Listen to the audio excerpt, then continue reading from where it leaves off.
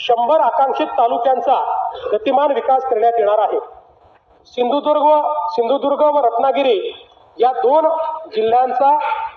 दोन जिल्ह्यांच्या सर्वांकष विकासासाठी सिंधुरत्न समृद्धी योजना सन 2024-25 पर्यंत 3 वर्षासाठी राबविण्यात आली होती।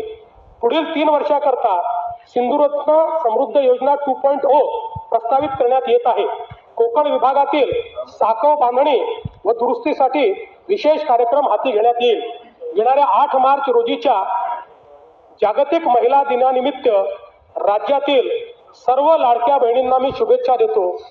मुख्यमंत्री माझी लाडकी बहीण ही योजना अशीच सुरू राहणार आहे व या योजनेकरता आवश्यक ती भरीव तरतूद करण्यात आलेली आहे।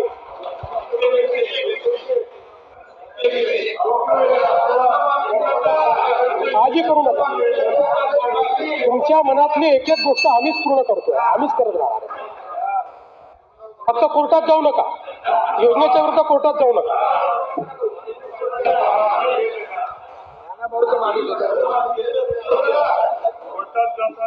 सध्या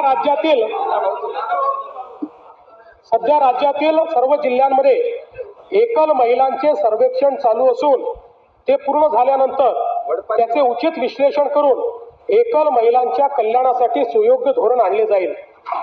महाराष्ट्र ग्रामीण जीवनोन्नती अभियानाअंतर्गत आतापर्यंत सुमारे 37 लाख लखपती दिदी झाल्या आहेत।